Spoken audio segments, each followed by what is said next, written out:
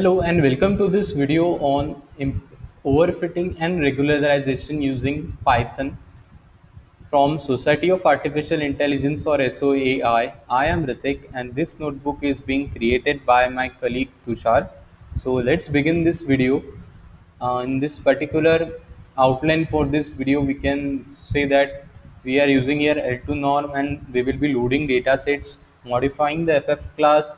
We will be using more complex models to reduce the bias. We will demonstrate overfitting of data for large models. We will be using L2 regularization to prevent overfitting, and we will be using noise on training data as well as implementing noise on the training data for preventing overfitting. We I hope we all know this definition of what noise is, overfitting is, or what FF class is, and L2 regularization is. As we have seen in previous video, this video is on implementation of it. So as prerequisites, let's import all the modules, all the libraries we need that includes NumPy, Matplotlib, Pandas, Scikit-learn, Seaborn. So yeah, so random seed generation. Let's generate data. We are using here Iris data set, and first two features we will be using just first two features. As you can see, we have split it here, and yeah, you can see the data. It's been say three classes. Let's move on to print the data shape and label shape. So yeah, 150 and 150. So 150 data size is what we have. Let's go on to multi-class classification. We will be splitting our data and training data and validation or testing data. 120 and 30 is what we have done here out of 150. So we can see here it's 80 and 20 percentages of splitting data into 80 training and 20 testing. We will go on to do one hot encoding. Yeah, successfully done. Move on. As you can see now, the 3 remains constant and 120 is what we got. So let's move on and define the FF class. And as we have done it in the just the previous videos, we will be not randomly, we will be having different initialization methods, random, key, and Xavier, and then we will be seeing the rest of the code remains the same for forward activation, gradient activation, get accuracy, how softmax is defined, forward pass and gradient is defined.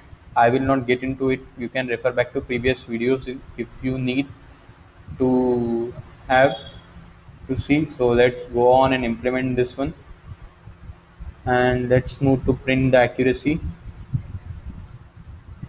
So this particular function does that. So yeah, let's go on print the accuracy. uh, So you can see here the accuracy is a bit poor. Say you can 33% on training data and validation data. It's 33%. You have to understand this very fact that we have just used 150 data points and we are iterating over it. So we have to use very high number of epochs, say 2000, 5000, but it will take time as well. But if we want to get more accuracy, we will have to be using greater number of epochs in order to go to that. So yeah, so when we have number hidden equal to 1, this particular case was for it. So let's initialize it with number hidden equal to 2 and see what happens. Accuracy goes up a bit. Training, validation does not. Yeah, let's go and initialize it with hidden number equal to 4, and as you can see the accuracy goes on and it is 71% training, 66% validation. Let's say we have increased the number hidden equal to 8, and yeah, it goes up 78% and 73% respectively, training and validation. So let's plot it once again. Number of epochs is 500. Yeah, in this particular case, it has gone up at least training from 78 to 83, but testing has or validation has went a bit low. Now we are changing right from 32 to 64, directly doubling it, and also the number of epochs is now 2000. So we expect a bit more accuracy. which is significant from 83 to 85 and 66 percentage of validation. So what now we will be is adding L2 regularization here. So L2 norm we have set it as a true with lambda value as zero point 0.1. So let's see does it makes any change to it, and yeah, let's wait for it. We have used the number of hidden as 64. 64 has worked very well for us with 85% and 67%. So when we did that, yeah, this is for accuracy versus epochs. This is log logs versus epochs. You can see the training accuracy went a bit low from 85 to 83. Still decent enough, but the validation accuracy went up and it went to 70%. That's really very good. So let's move on and let's see what it does. Here we have used the L2 norm equal to 2 and we have changed the lambda value from zero point 0.1 to 1 and see what different does that make. Yeah, 82% of training accuracy and validation accuracy of 73 percentage. So yeah, our validation accuracy goes up and we all know that when the training accuracy is high up, yeah, as we have changed the lambda value to 1, so the accuracy is 82% on training and 73% on testing. We can see that validation accuracy or testing accuracy got increased, which was our main goal here. So let's move on, change the value of lambda to 5 and let's see what marks and everything else remain. And you can all see difference. The testing or validation accuracies comes close, and that is what our ultimate aim is, to have really very close testing and validation accuracy. So in this case, we went on and increased our value of lambda to 10. See what different. So no, because we went on increasing the value of lambda, but it was what we can see here. This lambda equal to 5 was our best because we had very close training accuracy and testing with 75 and 73, but as we went increased it to 10, so it went low and it's 67 and 6.